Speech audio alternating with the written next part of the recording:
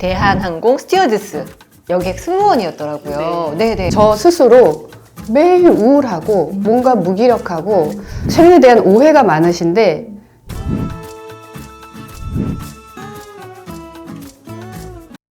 자, 알고잡스 여러분 안녕하세요. 오늘은요 최면 상담 심리사 박근정 선생님을 모셔봤습니다. 선생님 안녕하세요. 안녕하세요. 네. 선생님 원래 꿈이 뭐였을까요? 저 꿈이 없는 사람이었어요. 아 진짜요? 네.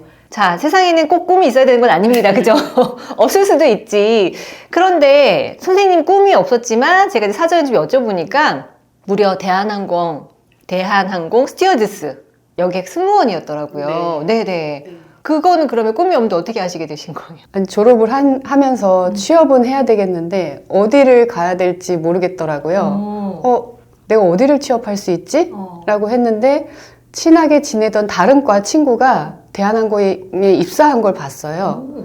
그래? 저 친구가 하면 나도 할 수 있겠다 싶어서 네. 지원서를 내게 됐어요, 그때. 아니, 지원서를 낸다고 다 되는 건 아니잖아요. 저 한 번 떨어졌습니다. 아, 한번 떨어지시고 네. 재차했는데 되신 네, 거네요. 그리고 무려 8년간 일을 하셨대요. 승무원으로 8년간 일을 하시다가 지금 이제 완전 터닝 포인트가 어디가 생겨서 이제 터닝을 하신 건데 자, 그러면 그 승무원에서 지금 최면 상담 심리사로 전환하게 된 어떤 계기가 있으실까요? 전업주부로 아이를 키우고 제가 둘째를 낳았어요. 네. 큰애 4살 될 때까지 대한항공 근무하다가 이제 그만두고 둘째를 낳았는데 아이를 키우는데 제가 생각했던 것처럼 사랑을 듬뿍 주는 엄마가 아니더라고요, 제가. 왜요? 뭔가 왜? 화도 많이 내고 아, 심지어 심하면 좀 맴매도 하고 때리기도 하고 네네네. 그러면서 굉장히 좌절이 왔어요, 저한테.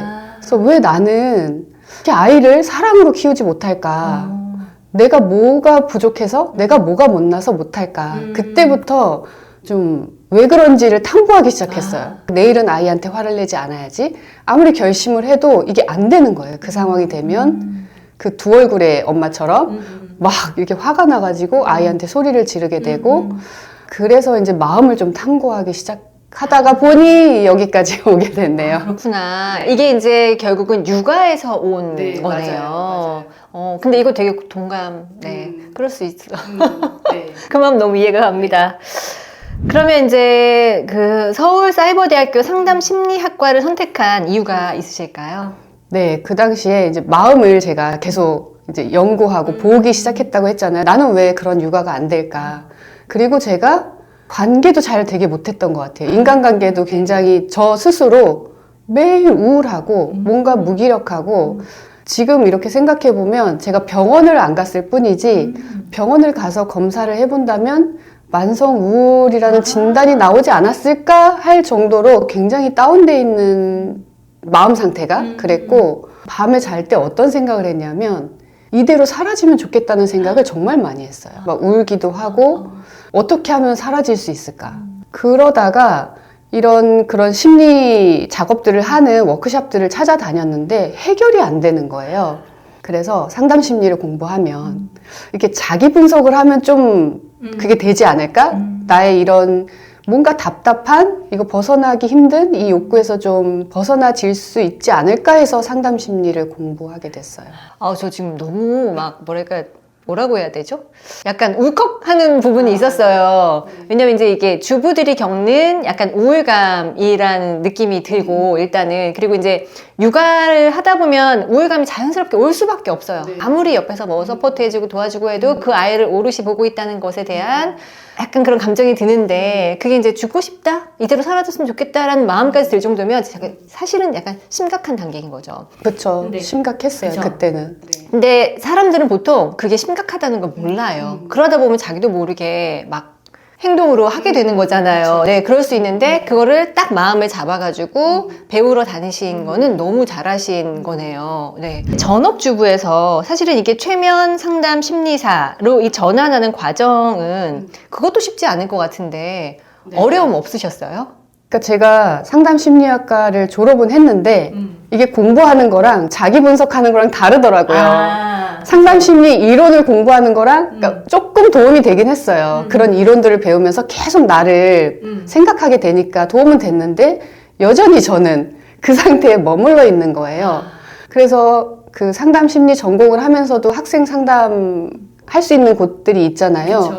거기서 상담도 진짜 6개월 넘게 받아도 보고 했는데도 뭔가 나는 이 답답함을 어떻게 해결할 수 있을까 하다가 만난 게 이제 최면이었어요. 최면 상담을 받았어요, 제가.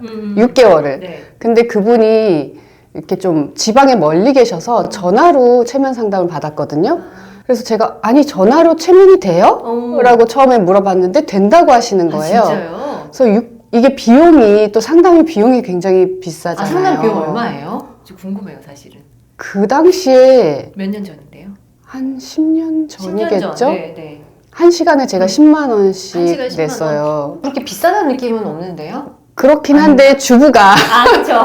주부가 나의 그런 네네네. 상담을 위해서 10만 원씩 쓴다는 건 이건 굉장히 큰 거라서 10년 전이면. 매번 상담 끝나고 나면 다음엔 그만한다고 할까? 이게 효과가 있나를 매번 고민을 하다 보니 어떻게 6개월을 받게 됐는데 매주 한 번씩. 네, 매주 한 그럼 한 번씩. 달에 40만 원씩. 240만 원. 그렇죠.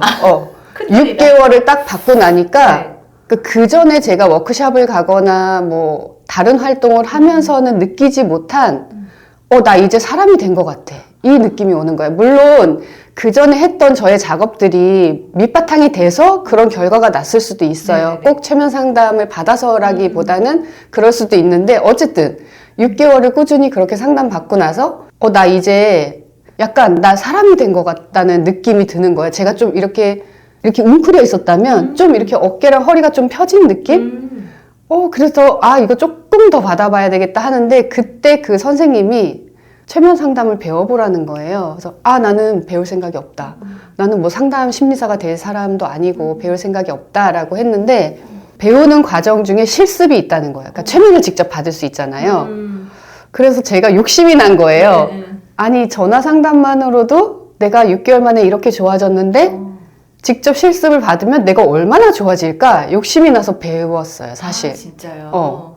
근데 전화 최면 상담이 좀 궁금한데요. 네. 이건 호기심이에요. 보통 이제 최면 상담하면 뭐 당신은 지금 어디로 네. 갑니다. 뭐 이래 얘기를 듣다 갑자기 잠들어가지고 네. 지금 어디에 있습니까? 뭐 이런 얘기를 네, 하는 네, 거잖아요. 네. 근데 전화로 네. 그걸 어떻게 해요?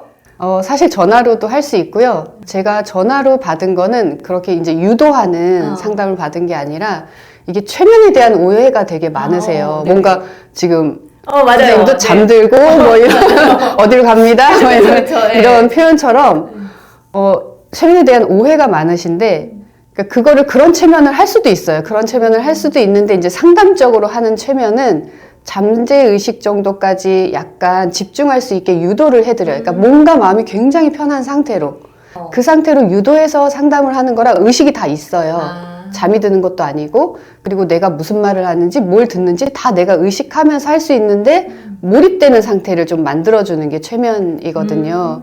그래서 전화로 할 때는 최면이라는 게 그렇게 유도해서 할 수도 있지만 이렇게 깨어있는 상태에서 우리가 하는 말들도 굉장히 최면적인 요소가 있어요. 그러니까 예를 들어서 선생님은 전혀 그렇게 생각하지 않았는데 제가 어떤 거에 대해서 막 설명을 해서 선생님이 그러네 라고 받아들이면 그것도 하나의 최면이라고 볼 수 있다는 거예요. 그래요? 그러니까 상담가의 말을 그러네 하고 받아들이는 상태를 최면이라고 친다면 이것도 각성 최면이라고 해서 그냥 깨어있는 상태에서도 네. 얼마든지 최면적인 언어로 상담이 가능하다. 그래서 전화로 저는 가능했던 건데 이게 최면으로 직접 받으면 얼마나 좋아질까라는 욕심이 나가지고 배웠죠, 제가. 그러셨구나.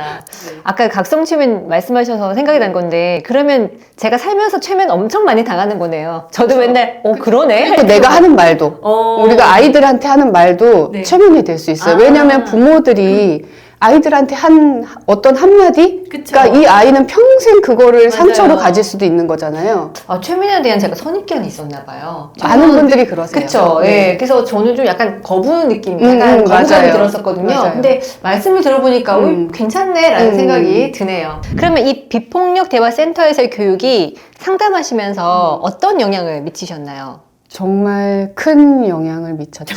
정말 큰. 정말 큰 왜냐하면 이게 비폭력 대화, 연결의 대화가 대화의 기술만 알려주는 게 아니더라고요. 저는 아이들한테 그 못난 말을 많이 했다 그랬잖아요. 폭력적이고.